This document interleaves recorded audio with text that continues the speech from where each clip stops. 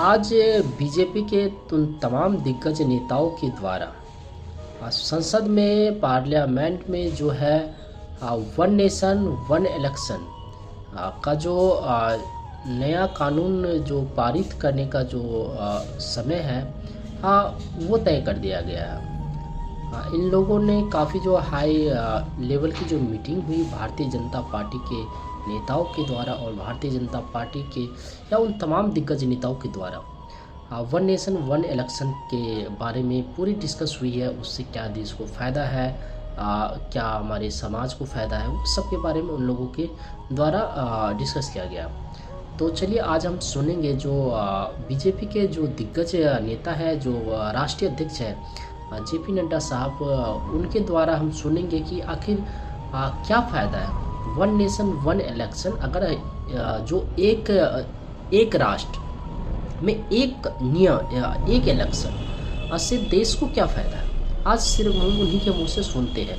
तो चलिए high level committee के सामने मुझे और मेरे वरिष्ठ सहयोगी श्री भूपेंद्र यादव जी, भारत सरकार में मंत्री, पूर्व में महामंत्री रहे पार्टी के, और ओम पाठक जी, हम सब लोग आज हाई लेवल कमेटी के सामने भारतीय जनता पार्टी का एक देश एक चुनाव वन नेशन वन इलेक्शन इस विषय पर अपना मंतव्य, अपना व्यू पॉइंट रखने के लिए आज बुलाया गया था। तो पार्टी की तरफ से मैं राष्ट्रीय अध्यक्ष के रूप में अपना व्यू पॉइंट हम सब लोगों ने रखा है।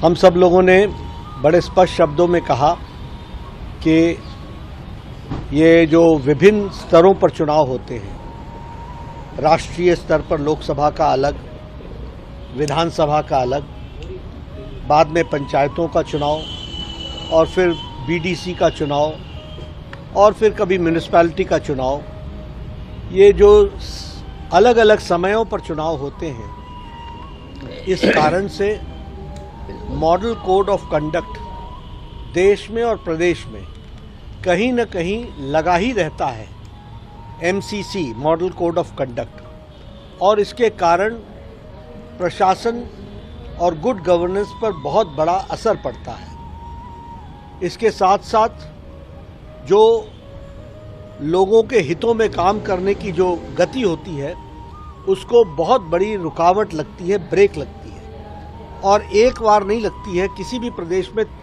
मिनिमम 3 बार लगती है।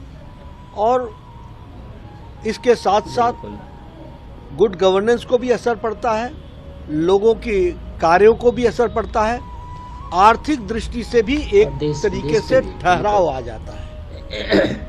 दूसरी बात कि यह फाइनेंशियल बर्डन पार्टियों पर और सरकार पर, सब पर पड़ता है, और आर्थिक दृष्टि से भ्रष्टाचार का कारण भी बनता है। इसलिए इसके बारे में भी विचार करने की ज़रूरत है। तीसरी बात कि हमारी सिक्योरिटी फोर्सेस जो इंटरनल और एक्सटर्नल को भी तो सिक्योरिटी के लिए, जिन्हें बॉर्डर पर लगना होता है, जिन्हें इंटरनल सिक्योरिटी के लिए लगा रहना पड़ता है, उनकी बड़ी डिप्लॉयमेंट बारंबार स्टेट्स में इलेक्शन कराने के लिए लगती है। और इसके साथ साथ जो हमारा एडमिनिस्ट्रेशन है, वह भी बारंबार इसके लिए उनको इन्वॉल्व करते हैं।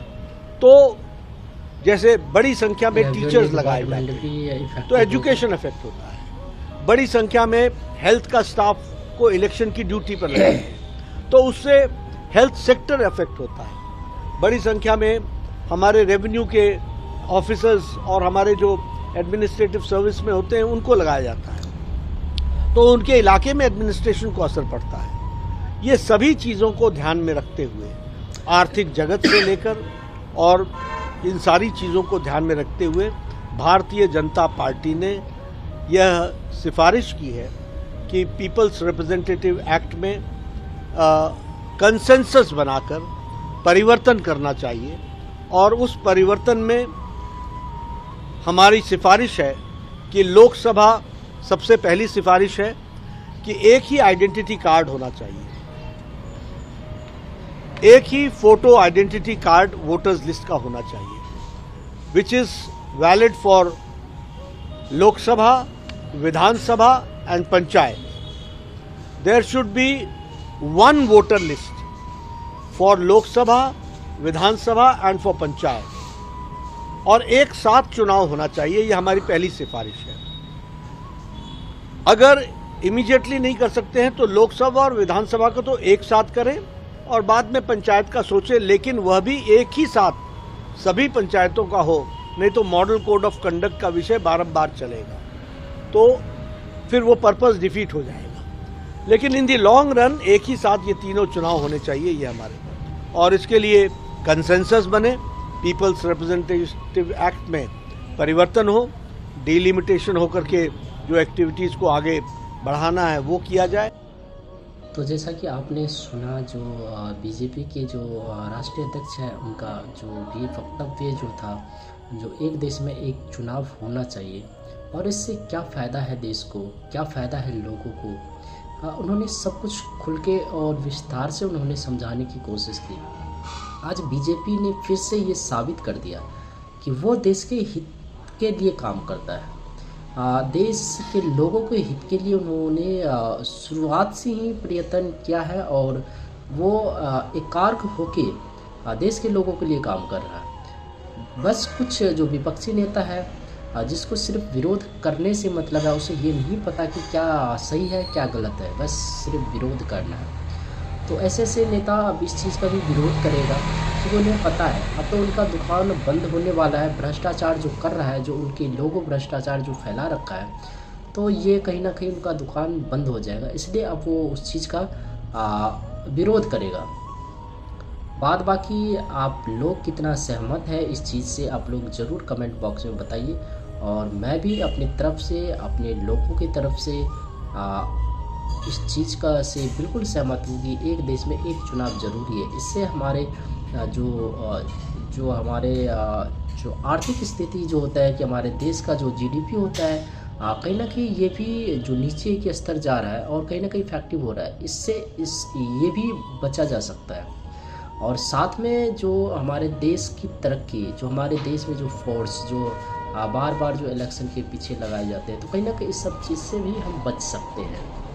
बस आप लोग क्या सोचते हैं इसके बारे में कमेंट बॉक्स में ज़रूर बताइए. तब तक के लिए जय हिंद दोस्तों.